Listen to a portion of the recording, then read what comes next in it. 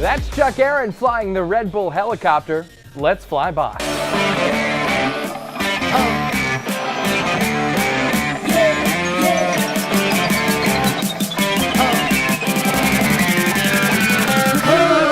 Welcome to Flyby. We digest the best aviation videos from around the web for you. My name is Paul Harrop, and we are powered by AOPA. Chuck Aaron is a god among pilots. He's one of only a handful of helicopter jocks in the world who is able to fly aerobatics. He's featured in the new James Bond movie, but unfortunately is retiring from flying the Red Bull chopper.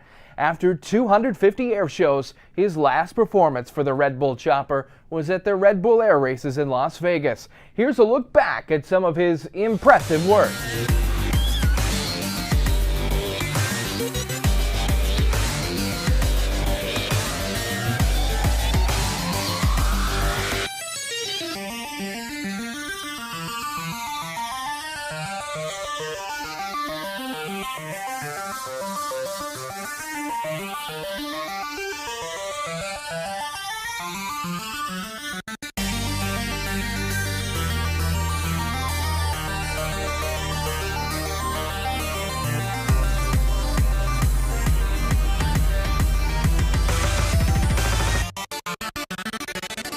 You can see Chuck's masterful work in that newest James Bond film.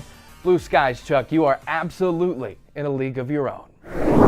And speaking of leagues of their own, Flying Mike is in a league of his own. Mike Smith appears to have become the first person to fly around the world in a single-engine flying boat. Now, that's a type of airplane that can land on water, and when it does land on water, its belly acts like a boat hull. In this video from Cheese Shop Open on YouTube, we see that he flew a Sea Ray. Now, it is a long way around the world, and this is one of the last great circumnavigation firsts.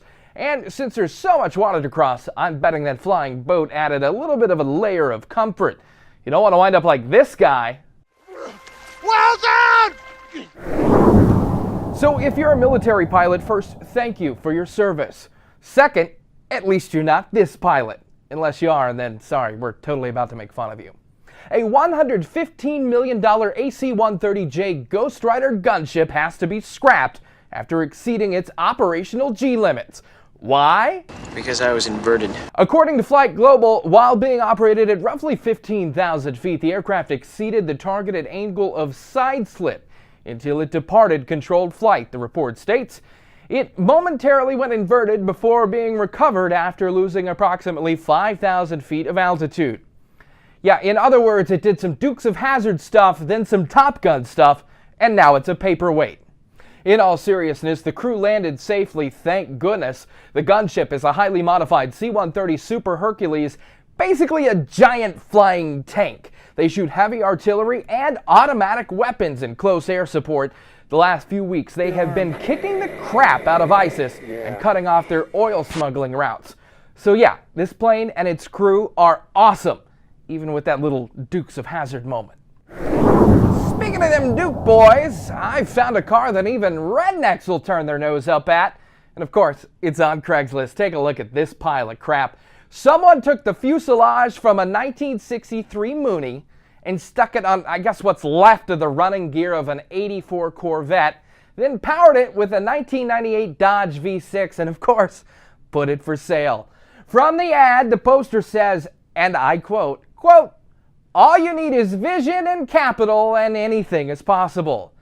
Except in this case, getting a date. And speaking of being alone and desolate, Odometer.com has a pretty neat slideshow of rare abandoned aircraft from around the world. Take a look. This PV-1 Ventura was hit during combat and limped to New Britain, where it apparently still sits.